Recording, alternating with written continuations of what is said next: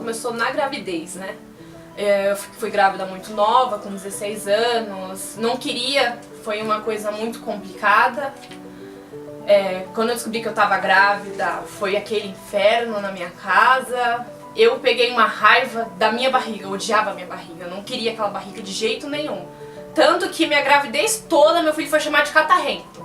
Na escola, todo mundo ficava até rindo, mas ele era catarrento, não suportava a ideia de estar grávida. Nos primeiros segundos de raiva, vou ser sincera, foi de raiva.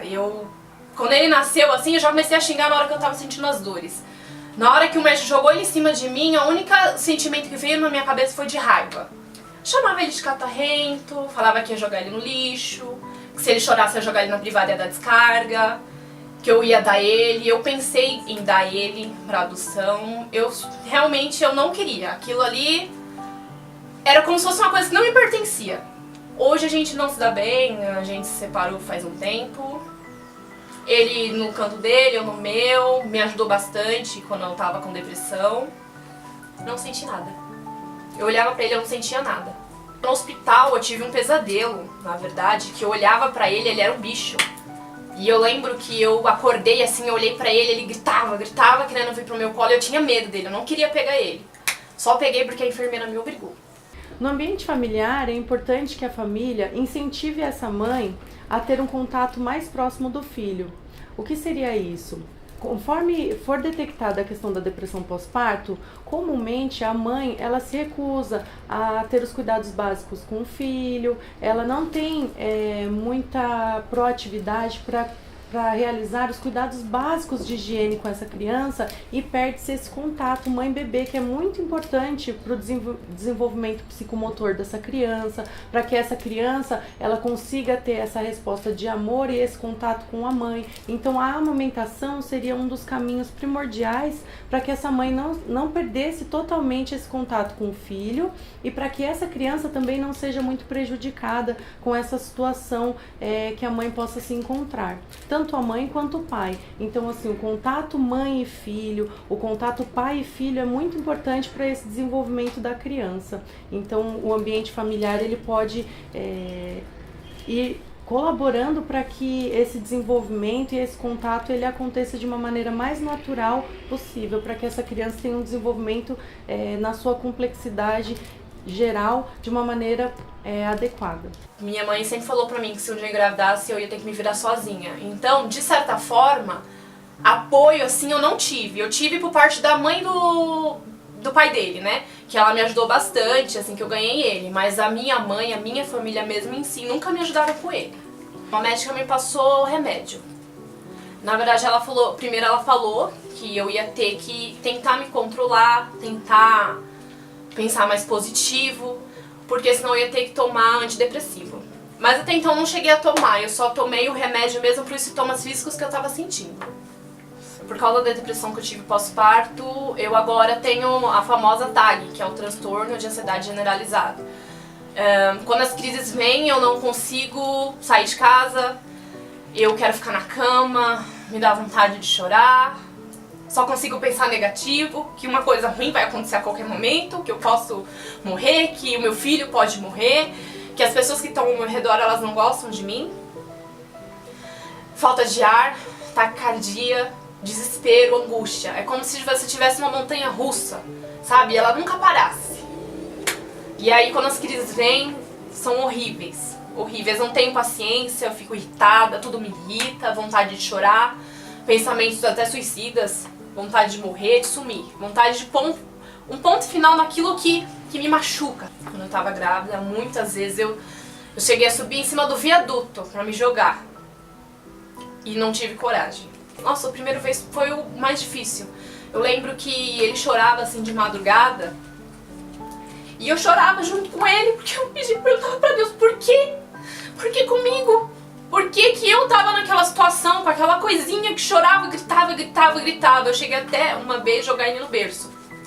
Mirei no berço, joguei, fui pra cama, coloquei o travesseiro na cabeça e comecei a chorar.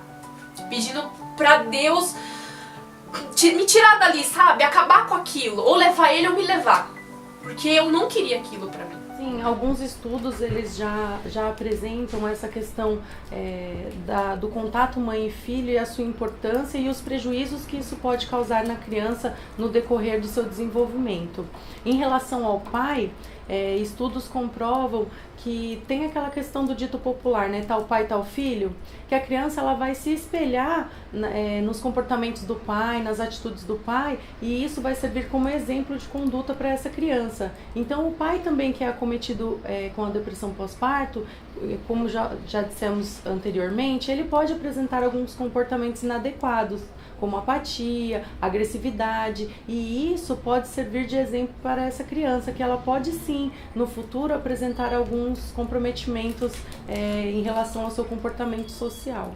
Eu sinto muita falta de ar, que eu tenho medos excessivos, preocupações excessivas e acabo não dormindo.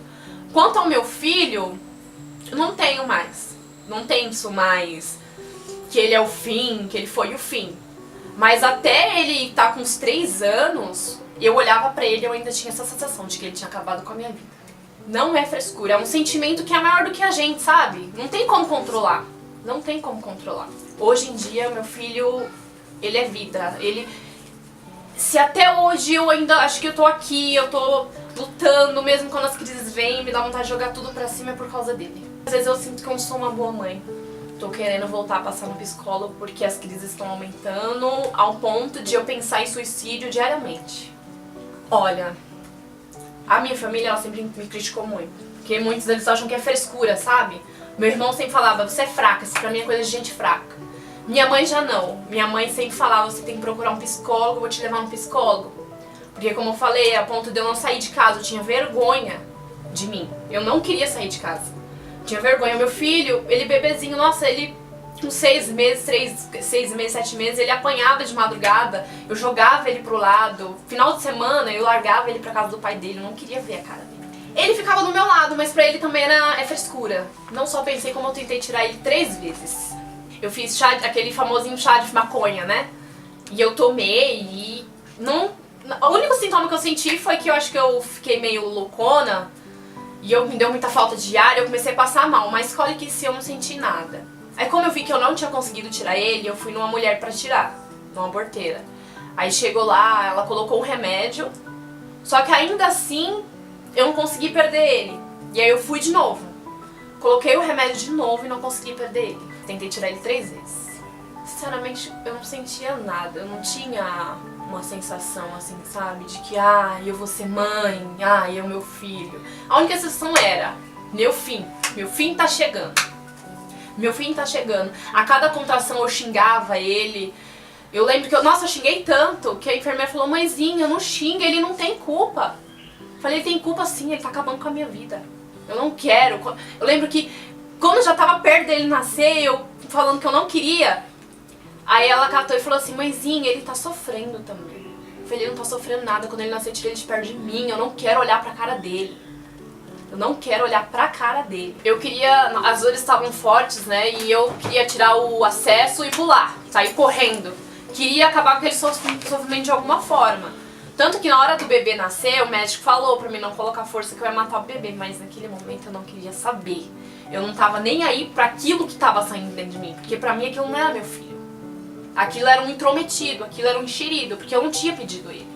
Entendeu? Aí o médico falava pra mim não dar força, não colocar força que eu ia matar ele. E eu não tava nem aí.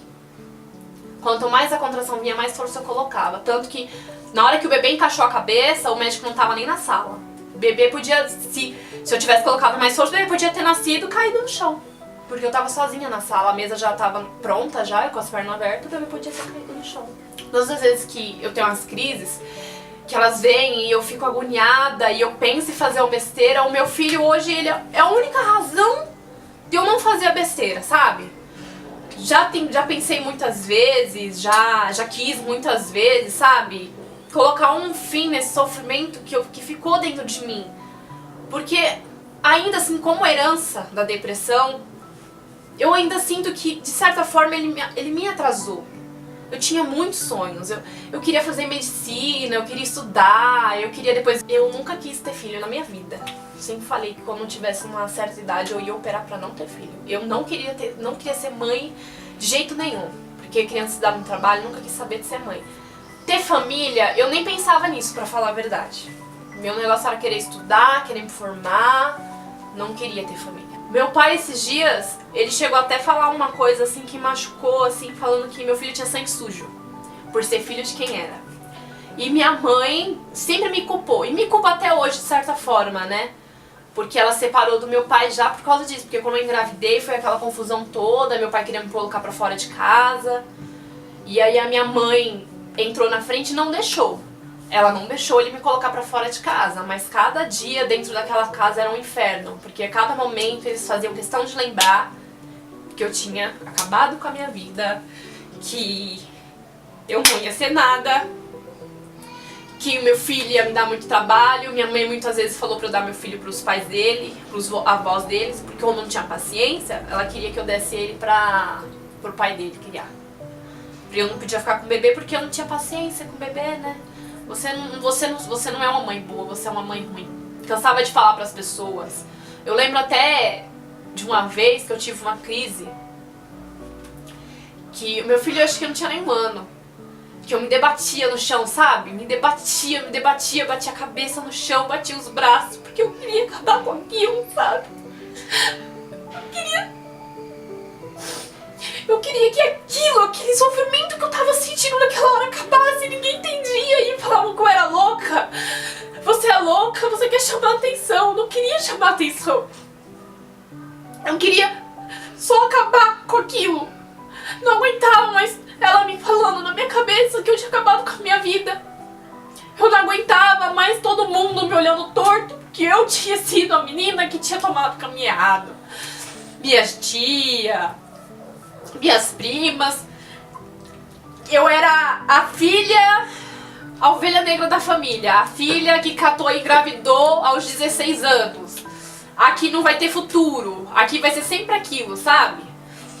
E eu lembro como se fosse hoje, daquela crise, eu no chão me debatendo, minha madrinha abraçada comigo, chorando no chão. Pedindo pra eu não fazer isso, pra eu ficar calma, que ela tava do meu lado. E foi muito ruim esse dia. Foi uma das primeiras crises que eu tive mesmo. Eu parecia que eu tava com uma coisa dentro do corpo. Eu me batia muito a cabeça no chão. Me debatia, desesperada, agoniada. Pra mim, minha vida tinha acabado. Ali era o fim. Era o fim. Eu não ia poder mais estudar. Eu não ia mais poder trabalhar. Eu via meus amigos indo da faculdade, eu via minhas amigas indo do trabalho, e eu olhava aquilo e aquilo me machucava porque eu sabia que eu tinha perdido aquilo por causa daquele bebê, sabe? E aí me dava mais raiva ainda dele. Eu olhava pra cara dele, ele pequenininho, falava: você acabou com a minha vida. Você acabou com a minha vida. Tão pequenininho, ele nem sabia, nem entendia nada.